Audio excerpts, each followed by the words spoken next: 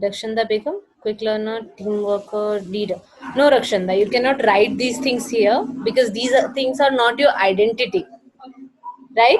Rakshanda Begum and simple contact number and email, बस, और कुछ नहीं लिखते यहाँ पे, ठीक है। और दूसरी चीज, ये सारी चीजें जो आपने यहाँ पे लिखी है ना, उसको यहाँ पे लिख दो।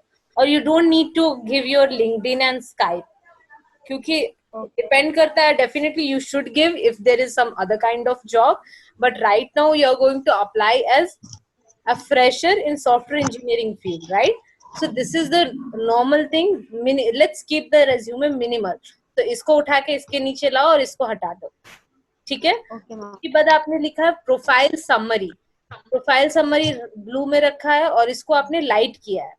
Rakshanda, always whenever you are making a resume, always keep in mind that the resume is going to be printed in hard copy, right? और ये ब्लू कलर को आप प्रिंट करोगे तो पता है ये एकदम ही धुंधला सा प्रिंट होके आता है। ये तो पता है ब्लू कलर धुंधला सा प्रिंट होके आता है, इसीलिए इधर we just use black colour in our resume to write all the letters and everything, and we just give the variation in all the letters and all the things by using bold and other things, ठीक है। So write this thing into bold and in black color only। आप दूसरी चीज ये देखो, यहाँ पे देखो कितना ज्यादा जगह वेस्ट हो रहा है ना। So सबसे पहली चीज मैंने जैसे आप लोगों को कल भी बोला था, if you are making a resume as a fresher, then it is always expected कि आपका रिज्यूमे एक पेज में या मैक्स टू मैक्स 2 पेजेस में कंप्लीट हो जाए, बट उससे ज्यादा नहीं। बट जब ये दिखेगा कि आप जगह वेस्ट करके भी दो वेस्ट करने के बाद 2 पेज यूज कर रहे हो, तो वो गलत इंप्रेशन जाता है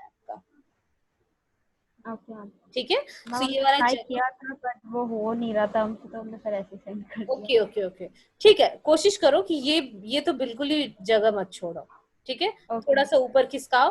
प्रोफाइल समरी जो लिखा है इसको थोड़ा बड़ा कर सकते हो आप, ओके मैम। और ये कैपिटल में चलेगा ना? बिल्कुल कैप्स लॉक चलेगा, बट इसको ना साइज बड़ा कर दो आप, ठीक है। साइज बहुत ही छोटा, देखो आप क्वालिफिकेशन का भी वही साइज है, एजुकेशन का भी वही साइज है, but education is the topic and qualification is सब टॉपिक, राइट। तो क्वालिफिकेशन का साइज थोड़ा सा बड़ा, सॉरी एजुकेशन वाले का साइज थोड़ा सा बड़ा करेंगे।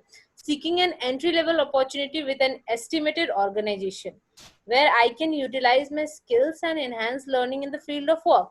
Okay, but what does this mean, estimated organization, according to you in this resume?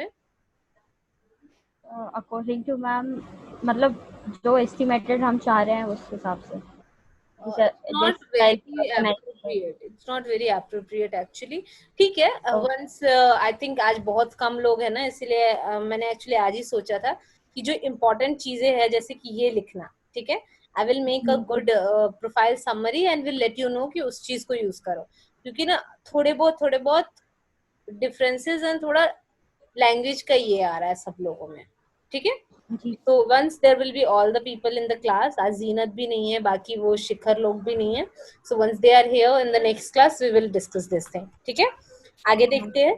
आपने लिखा एजुकेशन, एजुकेशन के फॉन्ट को बड़ा करो, फिर board of year of passing, okay perfect. Then experience, tutor, experience of teaching students from first class to, okay, SGI head, I represented a position of SGI head, I held a position, you didn't represent a position, ठीक है। वो आपने hold करके रखा था, ठीक है। तो I held a position of SGI head in my college where I acquired lots of skill।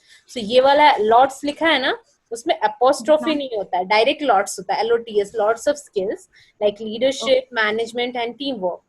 So see, leadership skill, management skill, so team worker, so team worker will be, यहाँ पे थोड़ा सा फिट नहीं बैठ रहा है। सो leadership skill सीखा आपने, मैनेजमेंट स्किल सीखा एंड टीम वर्क सीखा, ठीक है, वर्क, ठीक है। Are you noting down everything? Yes ma'am. ठीक है। आपने यहाँ पे क्या लिखा, इंटर्नशाला स्टूडेंट पार्टनर, ठीक है। I worked as an ISP in this, ठीक है। देखो एक काम करो, आप एक्सपीरियंस लेकिन नहीं लिख सकते हो, ठीक है। ओके Yes, एक्सपीरियंस अब कम लिखते हैं कि जिस फील्ड में हम लोग जॉब ढूंढ रहे हैं उसी फील्ड में अगर हमें एक्सपीरियंस होता है तो हम यहाँ पे लिखते हैं experience, but okay ma'am. not your experience, right? So you can just write co-curricular activities. So you okay ma'am. taught people, you definitely learned so many things.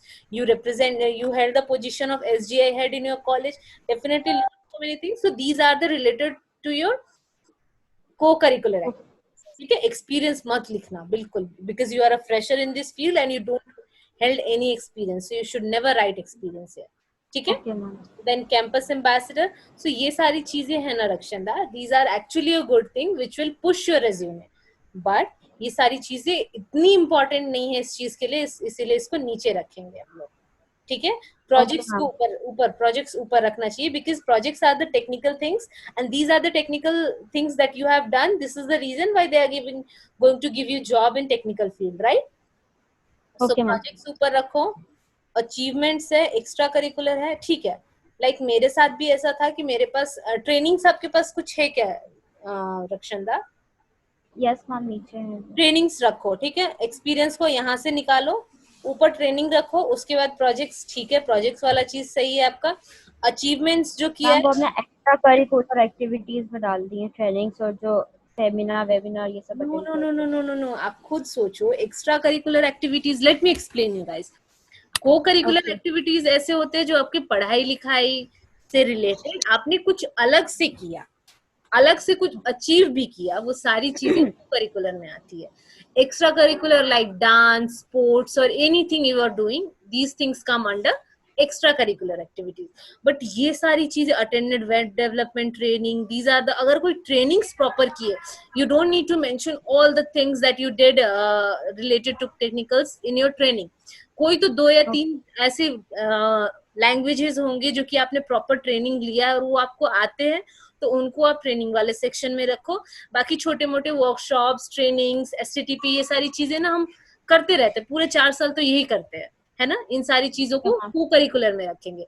Extra curricular में हम रखते हैं, चाहे वो अचीवमेंट्स हो चाहे पार्टिसिपेशन हो, ये सारी चीजें रखते हैं हम लोग एक्स्ट्रा करिकुलर में, which are related to dance, which are related to sports और एनीथिंग। ठीक है, ओके मैम। मैम तो ये जितनी भी ट्रेनिंग्स यहाँ पे हैं वो को करिकुलर में आ जाएंगे वाले पार्ट में। बिल्कुल बिल्कुल बिल्कुल। सो ये जो got first prize in college dance at college fest, this will be in extra curricular. ठीक है, यहाँ attended this by Infotech, co-curricular. Attended to STTP, this will be co-curricular. co-curricular, co-curricular, coordinate many programs, this will be either co-curricular और extra curricular। this dance वाला extra curricular, समझ में आ रहा है ना कैसे क्लासिफाई करेंगे। और अचीवमेंट्स को भी उन्हीं में लिखेंगे, अगर कोई बहुत ही प्रोमिनेंट अचीवमेंट है तो उसको थोड़ा सा पहले लिखेंगे, बाकी धीरे धीरे कम करते जाएंगे। But always make sure that your resume should be rich in technical things more. So जो मैम ये अचीवमेंट कहाँ आएगा? किस चीज, कौन सा? मैम नीचे आइए, ओके, ये अचीवमेंट वाला पार्ट है वो अचीवमेंट देखो, curricular participated in quiz competition, this will be in co-curricular activities। merit, this with all 3 will be under co-curricular activities। Okay ma'am. ठीक है, अचीवमेंट्स नहीं लिखेंगे इनको।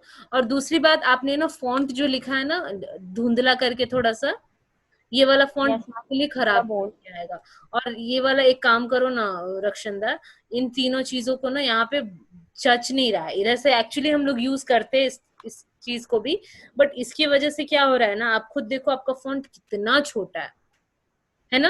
और आप इस इधर आपका भरा हुआ है ना, इस रीजन से ना आप इनके फॉन्ट बड़े करके इसको खोल भी नहीं सकते हो।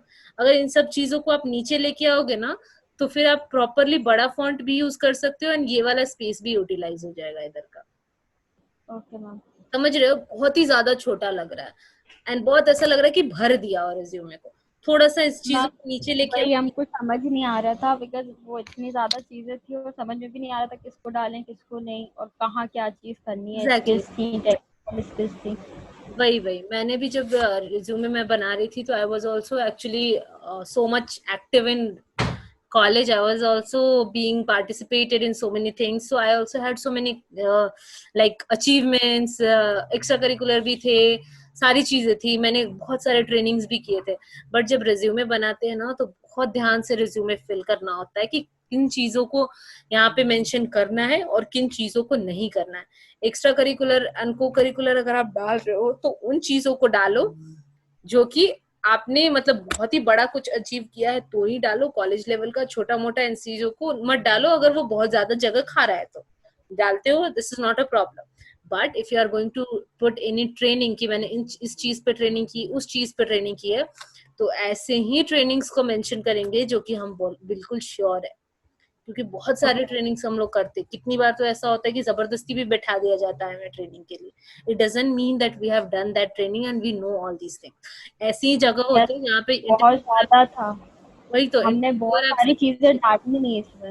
एग्जैक्टली इंटरव्यूअर आपसे पूछ लेंगे ऐसे टाइम पे, और अगर आपको नहीं आया ना तो वहीं पे फंसोगे। अगर आप लोग का मैं मॉक इंटरव्यू लूंगी तब आप लोगों को समझ में आएगा कि क्या और नहीं लिखना चाहिए था, क्या और हटाया जा सकता है।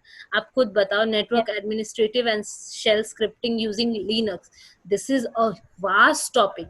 क्या आपको सही में इस चीज का मतलब पता है? क्या आपको सारी चीजें पता है कि 2 दिन के एसटीटीपी आपने अच्छे से किया था अटेंड, सारी चीजें जो सिखाई गई थी आपको पता है? Then well and good. नहीं पता है, निकाल दो। बिल्कुल ये लालच मत रखो कि ये रखूंगा तो अच्छा होगा, वो रखूंगी तो अच्छा होगा। इंटरव्यूअर के पॉइंट ऑफ व्यू से अगर आप देखोगे तो जो चीज लिखा है आपने सही लिखा है, that is enough for me. If you are a fresher, I don't have so many expectations from you. I just want you to be clear about all the things that you have learned, and I just want you to be honest. मैं बहुत ज्यादा brag नहीं सुनना चाहती हूँ। ये है interview का पॉइंट ऑफ व्यू। हाँ बोलो, are you saying something? No no ma'am I was asking कि ये आप पॉइंट्स में बता दीजिए, बिकॉज वो जो टेक्निकल स्किल्स ऊपर रखती हैं तो वो कहाँ कैसे क्या एडजस्ट करना है उसको। कौन सा टेक्निकल? ये मैम वाली ऊपर चीज है चाहिए। क्या? नो मैम ऊपर चाहिए। जैसे ये पॉइंट्स बनाया हमने, एक्स्ट्रा करिकुलर, डिक्लेरेशन और अचीवमेंट्स, तो ये मैम अब जैसे ये साइड में कर दिया हमने, ये skills, language, personal details and technical skills, तो अब उसको किस साइड रखना है, किसके नीचे क्या आना चाहिए point wise ma'am, because I was so confused. मैं जब भी आप लोगों को करेक्शंस बताती हूँ ना, तो दिस इज वेरी ऑब्वियस कि एक बार में आप लोगों का सारा करेक्शन नहीं हो पाएगा। सो एटलीस्ट 2 या 3 बार हम लोग रेज्यूमे पूरा बार बार रिव्यू करते सबका, ताकि एंड में जाके ऐसा कंडीशन हो कि your resume is ready to go for interview and anything, right? So resume हम लोग जब तक पूरा अच्छे से नहीं हो जाए, जब तक ये ना हो कि बिल्कुल फ्लॉ नहीं है, तब तक बार बार रिव्यू करते रहेंगे। तो रिज्यूमे वाला साइकिल अभी कुछ क्लासेस तक चलता ही रहेगा, उसके बाद आगे मूव करेंगे। उसके बाद हम लोग आपका फाइल प्रिपेयर करेंगे, then we will move forward. Okay.